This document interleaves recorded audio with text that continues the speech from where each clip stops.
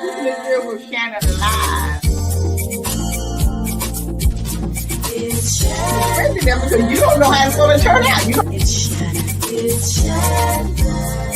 My kids empowered me to get out. What's going on with this remote learning and in the midst of COVID? Working for different elected officials, learning and understanding how to put the community first.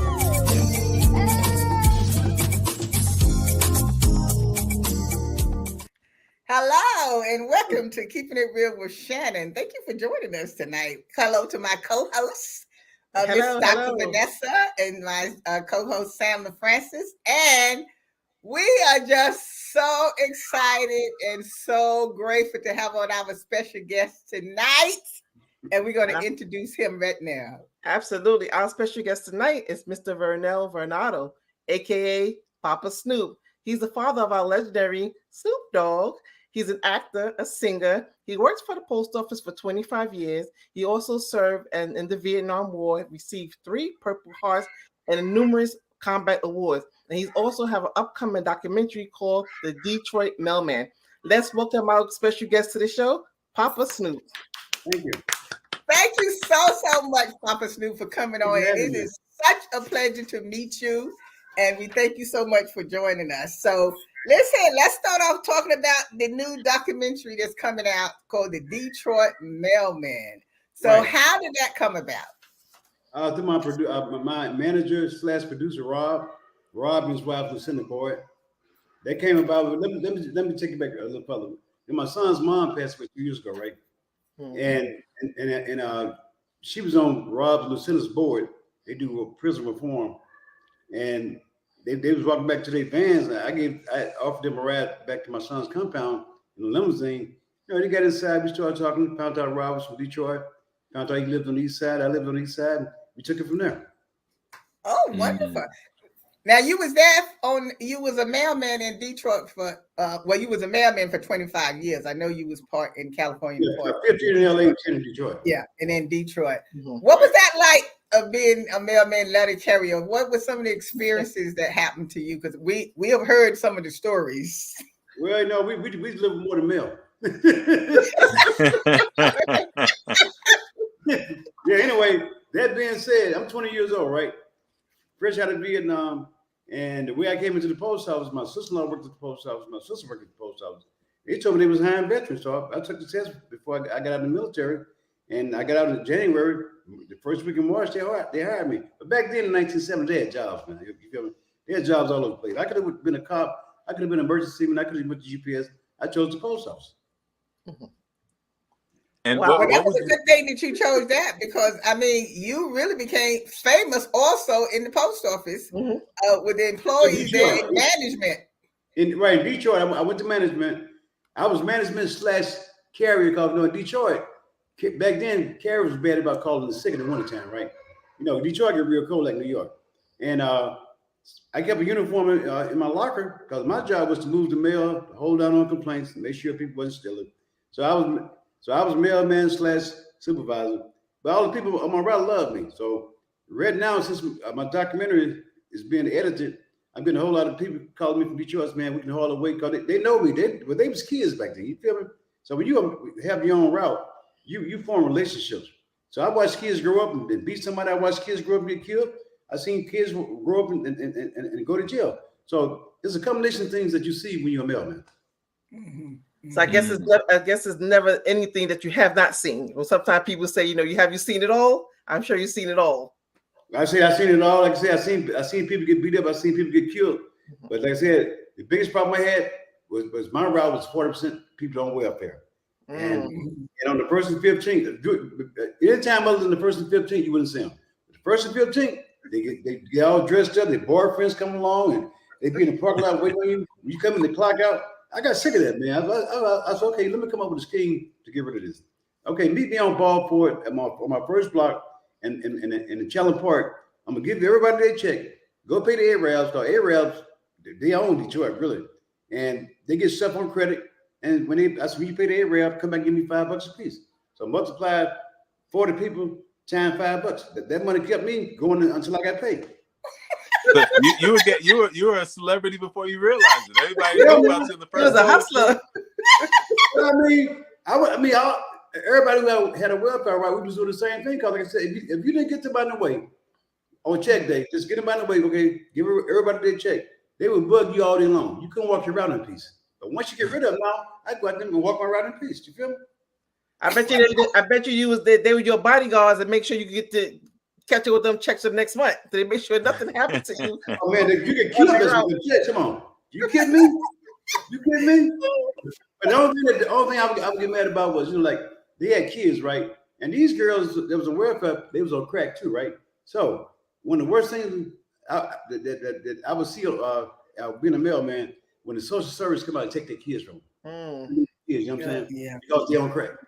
That should break my heart, man. Sometimes I've seen kids behind it. Okay. I gotta talk to their moms, get off crack, man. But they couldn't get off of it, man. Right. Oh, so that has to be said. You've seen a lot of different parts of human nature through that job, working with the public. Exactly right. But I got to educate on people. You feel me? I mean, you can read all the books you want. Like they said, unless you live it and experience it, it don't mean nothing. Absolutely. So one thing about the people I'm around, they all love me. Okay, they know I'm going to Detroit. Everybody waiting for me. So I'm quite sure that when I get there, I'm gonna have a crowd. And by me, and they knew Snoop because Snoop lived in Detroit, 87 for 3 months. I got him his first job at McDonald's on 8 Mile and Green Line. You guys know about 8 Mile Road, the movie, the Eminem. I worked on Illinois. It was a perfect situation. I worked about 5 blocks from him. So his music career really started in Detroit. He was always rapping. Everybody at McDonald's, man, your son's a hell of a rapper. I'm a singer, man. I'm thinking about Motown. I ain't thinking about no rap, man. One day he was rapping. We was going fishing one day, and he was rapping. I was stupid. I had a long day. I don't feel like hearing it. You know what? He told me, "Hey, say, Pop, one day the whole world." 15 years old. He said, "One day the whole world's gonna know who I am." Wow. Pretty good. He wasn't lying about that one. Absolutely. No, he himself. So he manifested it. He manifested it. And it came true. Yes, he did. I ain't mad at it. I ain't never get So during his stardom, how did you get the name PapaSnoop? Dr. Dre and Snoop. All right. Like I said, when I retired from the post office in '95, don't forget my son had a murder trial, right? Okay, and I took early retirement to be with him in the courtroom. He won that. So Dr. Dre said, Dr. Dre said, if you're gonna be with us, we have to give you a name. They was calling me Pops. Okay, we're gonna name you PapaSnoop. I didn't think none of it, and the name stuck. Well, you know, that's awesome. We got PapaSnoop and we got Snoop Dogg. Right. So, hey, look, we can't ask for any more. So, hey, here's what it is, man. Yeah. So how is it having? So, what is that feeling, and how is it having such a famous son like Snoop Dogg? But let me take it back down memory lane. You know, like I came from a family of 12. My dad's had a keyboard players, a songwriters, and one of my uncles was a jazz musician for years in Chicago. On my mom's side, guitar players singing. So I grew up down south nowhere. All we had to do was go to church down there because my hometown was only 2,400 people. I didn't grow up in the city like you guys did. My sister, dad's mama, Davin, grew up the Dogg Pound, who did the album for Tupac, All Eyes on Me. His mother, my sister, was the first one in my family to get into the music business. She got a scholarship to Jackson State, and she went and ARBR took her to Stax Records in Memphis. She was with them until they closed down. She was up for a couple Grammys. So, and then my 4 scholarships came out of my mom's house musically, right? Wow. And I did my last year of high school in San Francisco. I moved out in Cali in 1966. But that being said, Snoop didn't happen to come around at the right time. And when the money was flowing, because back when he came into the music business, it was money all over the place, right? But people was not getting paid. They was getting jacked, period. So he came on at the right time. He been through pure hell. I've been with him through his whole career. I'm the only father that people know that's has a kid in the music business, big Snoop. I never seen Peter's daddy. I never seen Jay-Z's, Nas. Nobody's father but Warren G and Grew Up and Daz. That's it. I'm trying to figure out everybody clinging to me because I cooked for him. I was an errand boy. I was doing this and doing that for him. All the rappers know me. You know what I'm saying?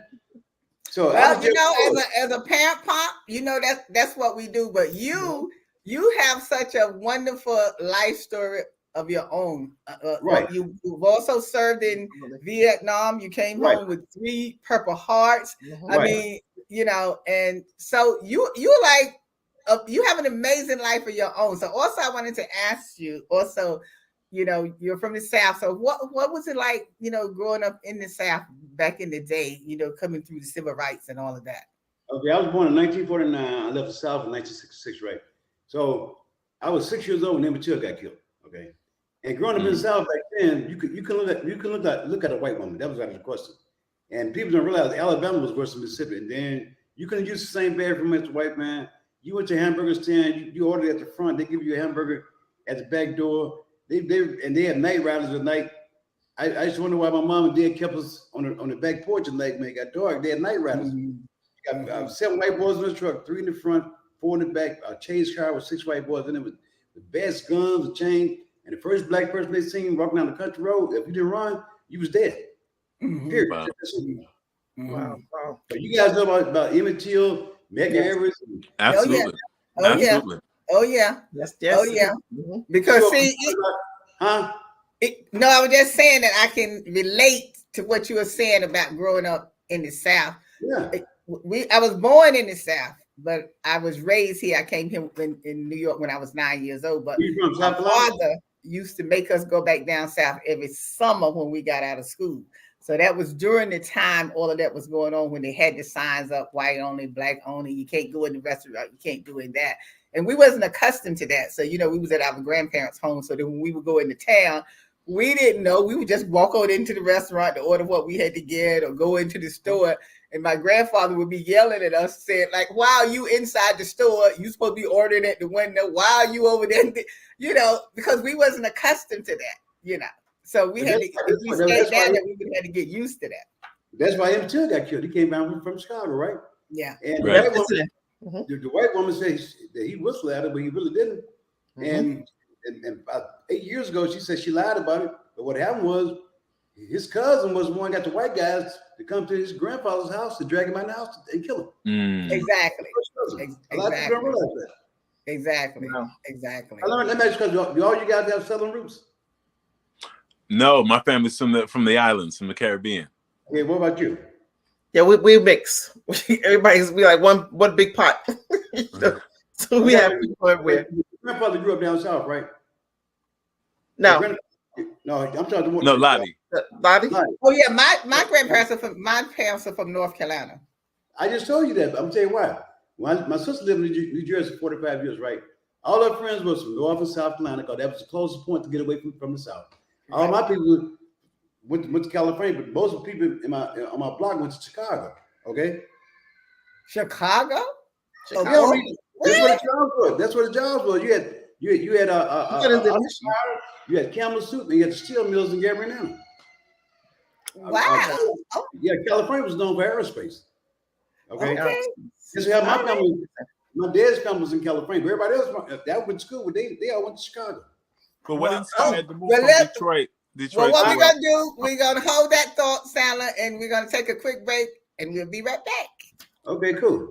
Take a pause for the calls. It's Shannon. It's Shannon. What's more dangerous? A man who isn't afraid of death, or one who's found everything to live for? I asked him if he was proud of me. He emphatically said yes, as he laid his pecan-colored head on my chest, and I went through my mind 1,000 times to figure out what that could possibly mean, and every single example ended in motivation for me. So you may not be afraid to die, but I'm more afraid to let them down. And I found something to live for, which is a dangerous motive forever fueled. See, your thoughts may be involuntary, but my actions are very calculated. I was a man with a plan, but now I'm a dad with a decree, and you can't take that from me. My sons ain't raised by no coward, and they won't be one either.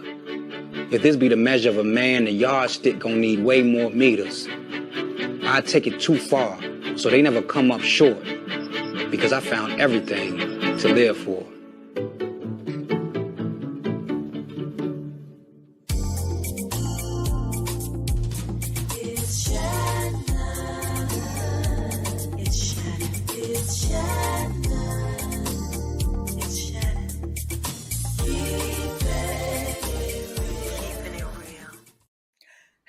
welcome back. If you're just joining us, our special guest tonight is PapaSnoop.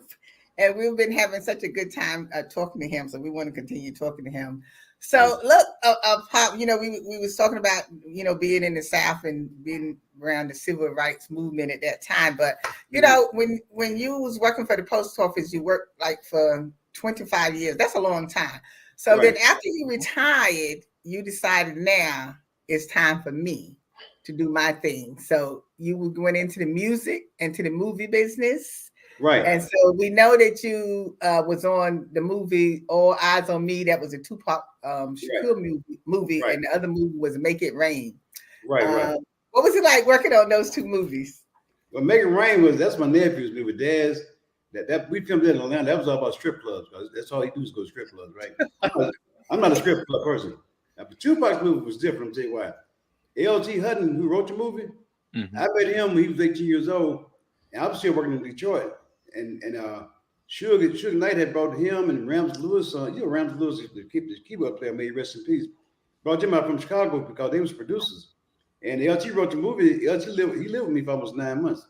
So when Nate Dogg passed away, I saw him at Nate Dogg's funeral. I mean, everybody was there, right? So LT said, Papa Snoop, he said, man, I'm trying to get the green light to film this movie about Tupac through his mother, Athena. We all knew Athena, right? So in 2016, I was at home in my garage in Douglasville, Georgia. He called me, said, hey, Pop, if I got the green light to shoot the movie, he said, I'm 5 miles from your house. Come down and hang out with us. I was okay. Went down and hung out. But we had worked together before, you know. I was been in the background as a PA, not in front of the camera. So I hung with him and where I lived there for 2 weeks. So we changed location, went downtown. So I went downtown. I seen all these old cars out there, right? I said, LT, I said, are you using old cars in this movie? He said, yeah. He said, but I don't want the ones out there. If I got one for you, he said, what you driving, Pop? If I got 1970 Buick, Deuce and a quarter for the hardtop. I showed him the picture. He said, bring it down tomorrow, and I put it in the movie. So the next day, he filmed my car first, right? So he said, hey, Pop, just hang around. He said, I might have something for you. So I was married during the jam, so I went to Orlando, Florida, down to my time sharing. I was at B.B. King's House of Blues, and he texted me, say, hey, Pop, I got 5 scenes for you in the movie when you get back. I come by the set, and I'm going to hook you up. So that's how I got in the movie. Wow. Did you ever have any inclination or any desire to be in movies or in entertainment in any form or fashion? Not really. Sal, let me tell you what. I've been in the movie business. I mean, doing films since '92. Dr. Dre put me in my first video, "Let Me Ride," and "Nothing But a G Thing." You remember those songs? Yes, I do. So I started working with him first. Then when I retired, I started working with DJ Pooh. He did Friday in the Watch. Okay. Then I worked with John Singleton. He did Baby Boy for Snoop. Then I went to Darren Grant. He was in the first Friday. Then I went to Card Craig. He did Hollywood Shuffle with our homeboy. You know what I'm talking about? Townsend? Yeah, Rob Townsend. Then I went to. Yeah. I kept going to different production company because I was getting paid.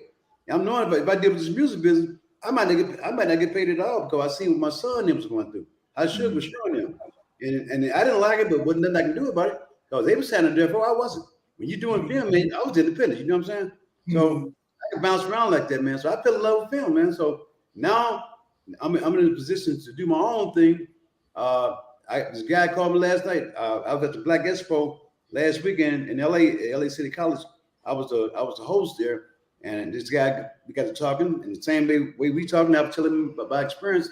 Now he wants to do a documentary on me about my whole life. Wow! Excellent. So in addition to your actor, are you still making any music, like singing? How's your singing? No, not really. My grandson I got back from LA last night. My oldest grandson in LA. He does a lot of rapping. Okay, Levi Stubbs from the Four Tops. I'm real tight with the sister, right?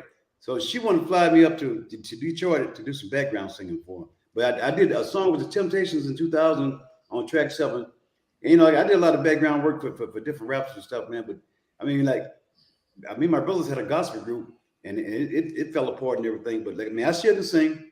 But at the end of the day, my main thing right now is just filming documentaries, and podcasts. I've done since April. I've done 7 podcasts. Okay, so I just got back from Vegas last week doing one for these guys from Detroit. One of them was Eminem's ex-manager.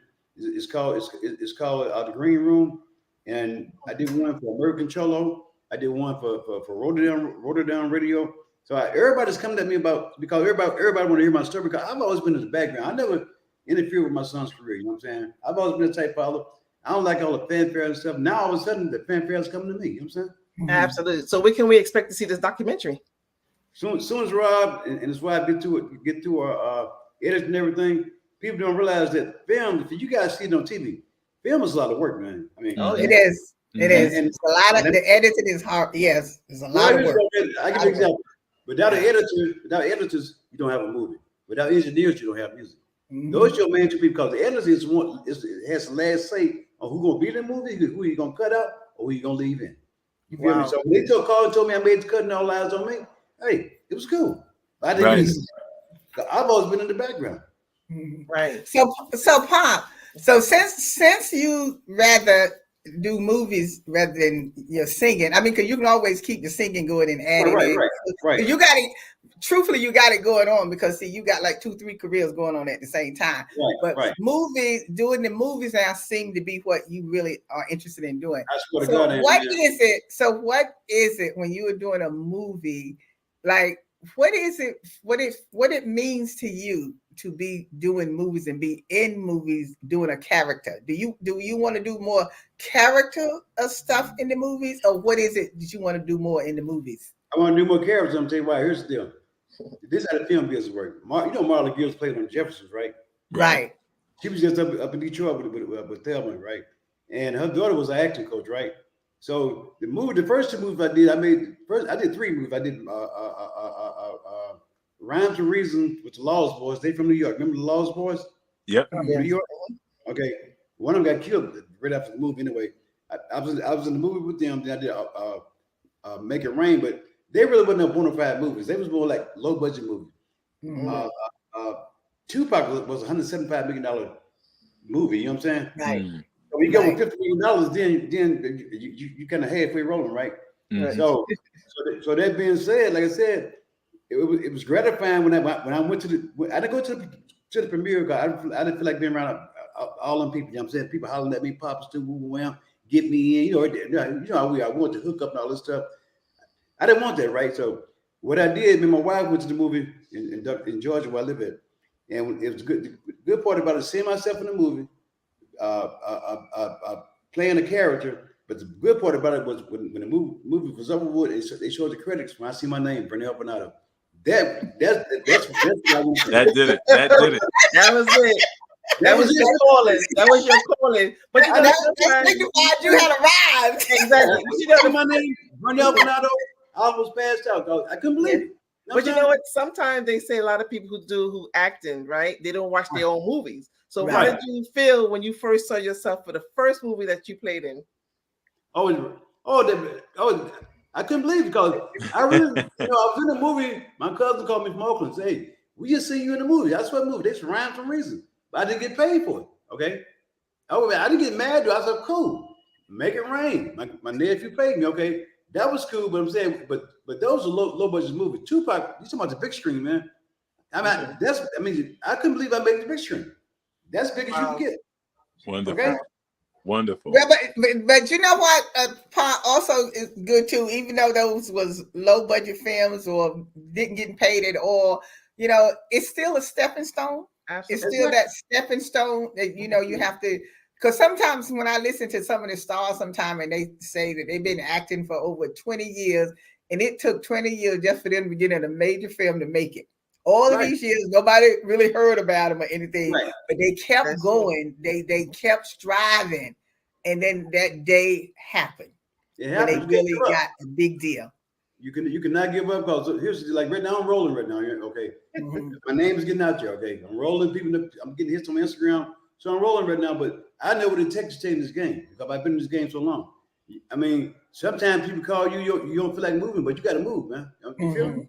You just can't be sitting around when that phone ring. You got to move because you only get so many chances in the movie business. Okay, sure. Okay.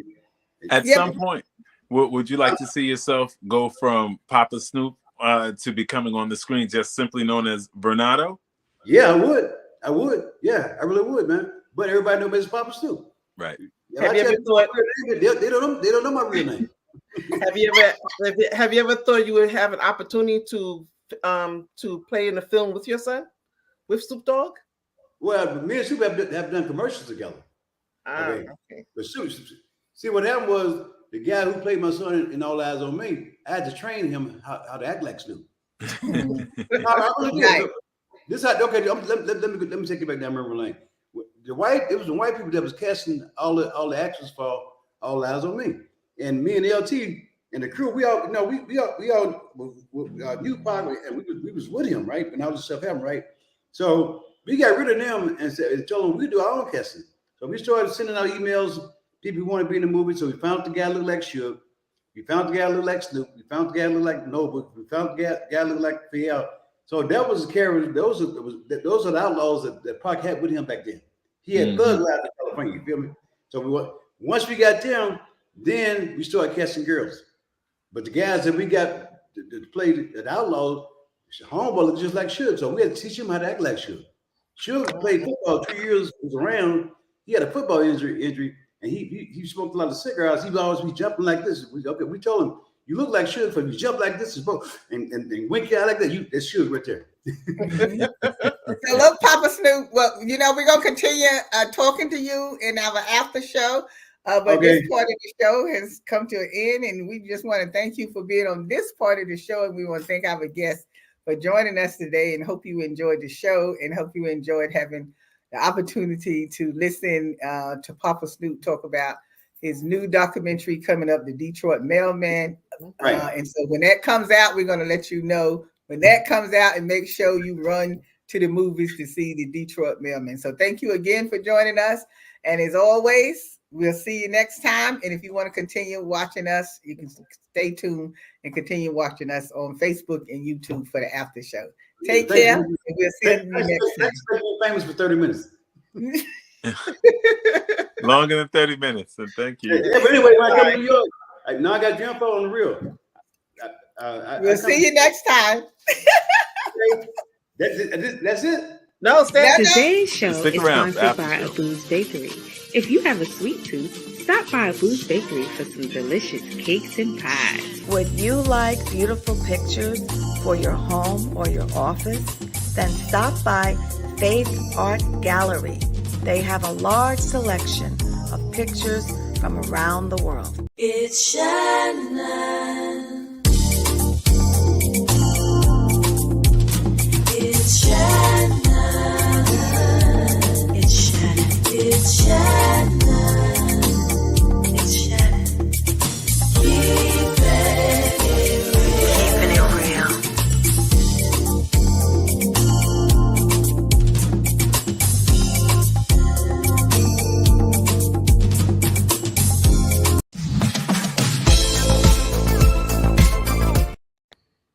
Okay, we back. Thank you for sticking around for our after show. We was talking to our special guest, PapaSnoop. And before we ended the first half of the show, PapaSnoop, you was telling us about the movies that you had been in. Now, what I wanted to ask you, is there any particular type movie you would like to play in as far as the character? Do you want to be serious playing? You want to play, gangsters, or you want to play serious, characters in the movie?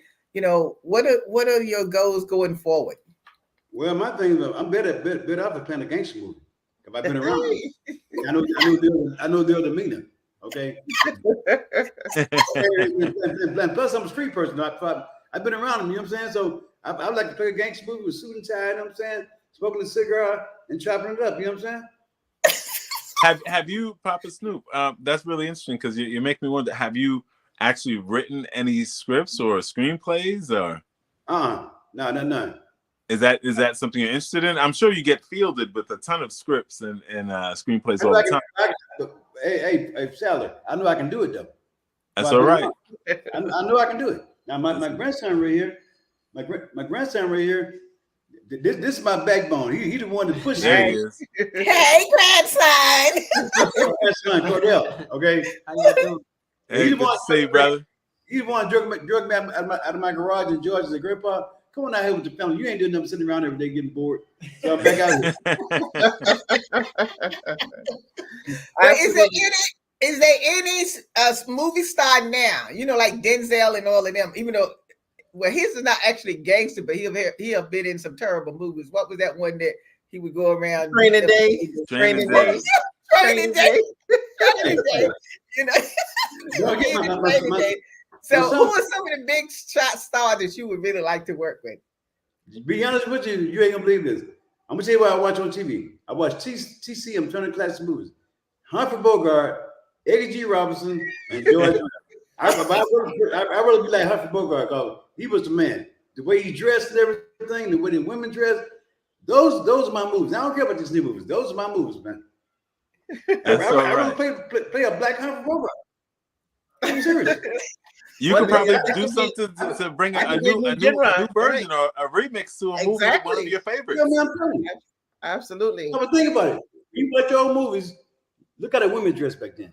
It was real actors back then. These actors nowadays, they all right, but they were like Humphrey Bogart and them guys I watched back in the day. Dana Andrews, and all them guys. That's what I watch, man. Carl Robertson, you know what I'm saying? Ozzie Davis, you know what I'm saying? Those type people. Classics. Chef. Well, you know what, PapaSnoop, then you might be good in a movie with Leon DiCaprio because he likes to play those type of movies also too. He's good in those types of movies. Yeah, right. So that might be a good part. Tell them to call you. Tell them to call you. You want to be in a movie with Leon DiCaprio. I call Snoop. Snoop knows them, right? He knows all of them, right? Like I said, my main focus right now is get these documentaries out of the way. Detroit Mail, man. And then take it from a documentary to a movie. Okay, this is my main goal right now. Then once I get a movie, then I can portray a gangster because I was around these towns in Detroit during the drug era. Okay, and they was bona fide gangsters. You hear me? Yeah, we believe it. We believe it. I was around them every day. I mean, they say gangsters. They say gangsters and gang stuff out there today, but they're not really gangsters like yesterday, like old school. Oh, yeah, no. 70s. Yeah, they more updated gangsters. Absolutely. Updated gangsters. That's what they are. So do you feel that it's not the young people doing it, it's the older ones doing it also too, wanting to be gangsters and do bad things and stuff like that? Do you think how do you feel about that with all of this going on? Oh yeah, and I just had wanted to mention before because I meant to say it when you had brought up about All Eyes on Me. I saw where they finally arrested the guy that they said that killed. KVD. Yeah, that's what they're saying. KVD, right? No, KVD. I know him. I know all of them. I've been around him, right? So that being said, to me, KVD is two things he's gonna do. He's gonna be quiet because he's from Compton, and he's a blood and a Crip or whatever blood. Because Compton got Bloods and Crips. Either he gonna keep his mouth closed, or either he gonna tell them everybody, right? I know Suge ain't gonna say nothing. I've been doing Suge since '92, but at the end of the day, he didn't kill him. He said his cousin did it. But with him and Biggie and them, you gonna hear all kinds of stories about this. I parted with Biggie a night before he got killed. He invited me to the Peterson building, but we didn't go. Tupac. We had two SUVs ready to go to Vegas to the fight to be with Tupac, and Snoop changed his mind. Snoop said, "Pops, we ain't going." So those two bullets we dodged. Okay. So that being said, they got killed the same way. They was only two rappers that came out with double albums, but they both got killed. And I leave it right there. Okay. Right. You never know who you really don't know because they say it's the government, this, that. In the entertainment business, it's a lot of gossip. Okay. And you can't believe everything. You can't believe everything you say. Whoever killed you, only they know. You feel me? Right. But my thing is, like I told my grandson, as long as they don't call me, because I was around all them guys. I mean, I went to the whole Death Row. Then I went down to No Limit with Master P. But I was around, but I was a spectator. But went on behind closed doors. I didn't know. But one thing I didn't know, Suge was not paying my son. One thing I did know, that nobody walked away with Death Row with a whole lot of money. Nobody. You hear me? They made biggest. So I'm trying to figure out where did the money go? That's something that was commonly referred to as Death Row was at its peak. And I have to give your son credit for taking on the legendary name, because Death Row is definitely a very important part of music history. And that makes me wonder, Papa Snoop, out of everything you've seen so far, everything you've experienced, not just the things you witnessed, but things you've been a part of, what stands out to you as a highlight, one of the biggest highlights so far? One of the biggest highlights was doing the Source Awards, I think 94, 95. I was still in Detroit, and they had the Source magazine in Madison Square Garden, right? And I had flew out to LA, and Snoop said, "Pop, don't unpack your clothes. You flying back to New York with Dr. Dre and Big C Style." I was too. I'm right there in Detroit. Why did you have me flying way out to LA? Got to fly back to New York. I could have flew from Detroit in an hour and a half being in New York, right? So that night when Suge got on stage, I'm quite sure you guys seen it, when he said, if anybody want to come to a record label where the producers that in your videos, dancing in the videos, and hey, he was talking about Puffy, and let me tell you, before the show started, I'm back in the cafeteria at the Garden, and I'm hearing Suge have all his homeboys let them know what he was finna do. But by me working at the post office, I didn't think none of it, man. You know what I'm saying? So when he said what he said, then my son gets on stage. He said, "Oh, y'all don't have no love for Dr. Dre and Snoop Dogg." I told Snoop right then, grab your boom boxes. You in New York. I know how they rock and roll. Now you gonna piss everybody off in New York. Okay, when that red and stuff, because New York don't have gangbangers. They got foot soldiers. We were standing down by Central Park. I said, when that light changed, we're gonna run across that light. We're gonna run all the way down Central Park. Don't look back. Just keep running. I thought 9 times out of 10, we finna get our ass whooped. New York, man, come on. That was a legendary time in New York City, and your son stood the test of time. Your son definitely stood the test of time. Oh, from that point on, think about it. From 95 up to Biggie got killed. The Eastern comes to the West, the Western comes to the East. Do you realize how much money they lost? Yeah. Right. You realize? And all that stuff was done on purpose, man. I never could understand it. I never could understand why Suge was making all that money, but he wouldn't pay nobody, man. But look at it now. You like because he was Suge Knight. That's why he where he at now. But let me ask you this, Papa Snoop, before we run out of time. I mean, even though we've been talking about all the excitement, all the gangster stuff, all the stuff that people think they really want to do, but I want to ask you in all seriousness, because of what's going on today with particularly with our young people, our young males and stuff. What do you think the problem is, and what do you think we need to do as people, parents, and everybody? What has happened? Are we missing something with the young people that we're not understanding? Because I know when we was brought up, and we had rules and regulations, we would follow and do what we supposed to do. But for some reason now, it seems like the young people are just out of control. Well, they're out of control. That's an easy question. I'm telling you what it is. Okay. Back in that day, my mom and dad was married for 40 years. We had grandparents. We wasn't allowed around grown-ups. Okay. Now these kids, you got kids having kids.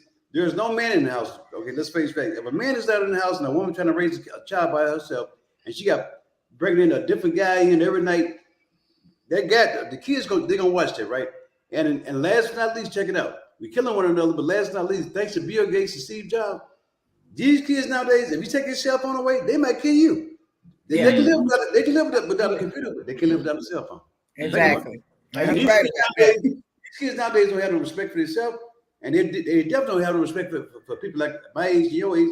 We targets now. They come up to these old people. They think we're stupid and dumb. Okay, so it's no man in the house. Period. And you got women out here got babies, 4 or 5 different guys. Man, I seen them when I was a mailman. So what I'm saying right now, I started seeing that when I moved to Detroit. Okay, the man ain't around. And another thing that really makes me mad, you got a lot of fathers who want to see their kids, but the mom got mad at her because he's not giving them enough money, and she get a boyfriend and tell her kids, "Oh, you doing more. He doing more for you than your dad is." So they lie to their kids. Let these men see their kids and teach them how to be a man. These young guys nowadays, their mom won't let them be a man because they're doing everything for them. My dad brought me up to be a man. I brought Steve up to be a man. Okay, right. Those days are gone. Ain't nothing we can do. Okay, they pray and hope they change. We can't change it. But how quick do you forget that? Well, how quick do you forget that it was the adults that paved the way for them? Some of them just think that they're here and everything has come like just now. It's a historical component when things have been made, policy changes, civil rights movements. Right. and all these things. And we have, when I say we, I'm talking about the older generation, have paved the way for them to even have the things that they have today, or even to be able to have that voice today. Right.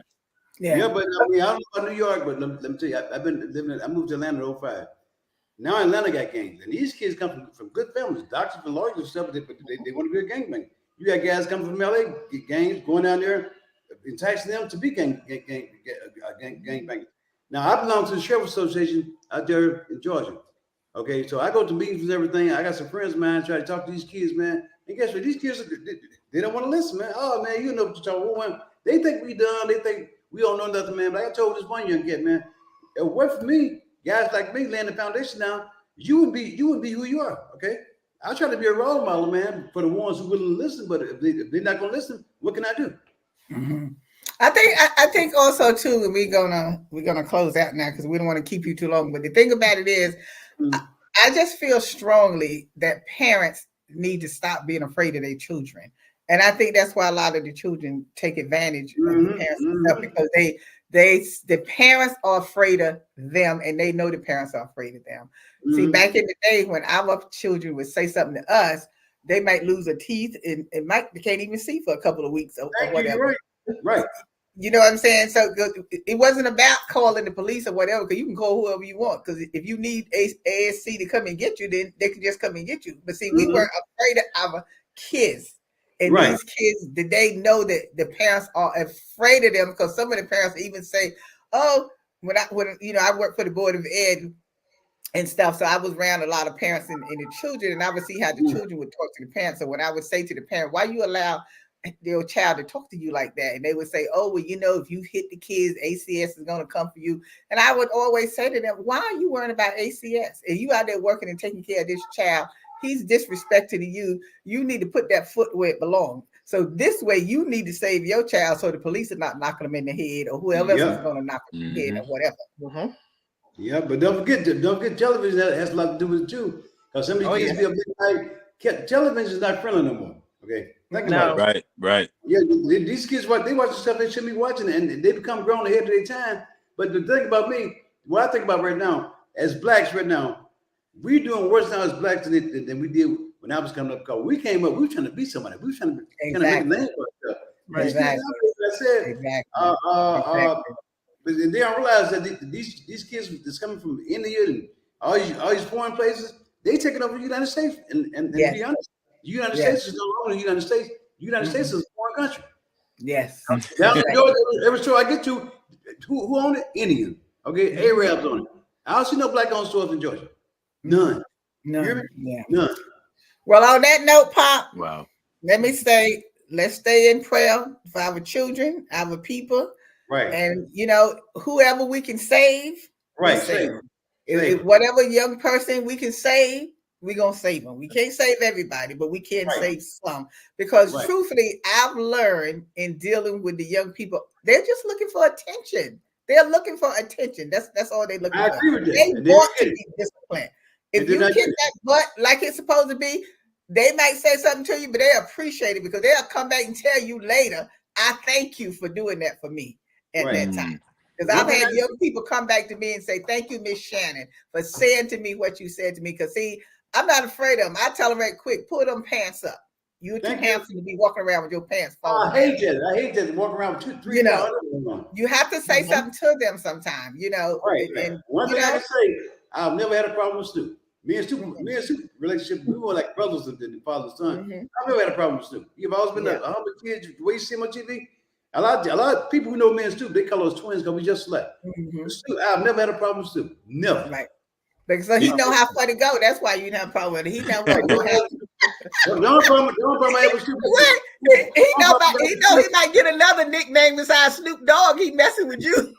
The only problem I got with Snoop, he smoked too much weed. I told him you messed up the ozone layer. He meant the whole. That's why the weather's out there raining. Ain't no rain. Mississippi River's drying up. But it's legal now. But it's legal. It's legal now, so you can make some money on it. My son made weed legal. Okay, he made it legal. He did. It's on him. And that's why he's still famous, because he talks about that he smokes it. He's not ashamed to smoke it. He's not ashamed. Everybody just knows about it. So that's what I'm saying. He's so cool and everything. Well, when you see him, please tell him that we love him. Okay. And that we thank him for being the person that he is. And hopefully one day we might get to meet him. Hopefully we might get to meet him. Anyway, so thank you again, Pop. I want to thank y'all for having me on. Thanks a lot. Absolutely. Our pleasure. Thank you. And we thank you for coming on and being such a fun guest. This is what we love, being such a fun guest. I got you my phone. When I come to New York, I'm going to holler at you. Okay. Absolutely. All right. All right. I got to make it, man. Thank you again. Excellent. So, thank you all for joining us tonight for the after show. This is my great granddaughter right here. Hey, Double. Hello. Hey, how are you? How are you? And look, everybody, watch out for the Detroit Mailman when it comes out with PapaSnoop, because we're all gonna run to the movies and see it pop, and we'll let you know what we think at a later time. So thank you again, and hopefully you'll come back and join us again. Just let me know. I'm down. Okay. Absolutely. All right. Okay. Vanessa, thank you. And thank you for watching. So as always, we'll see you next time. Okay, you too.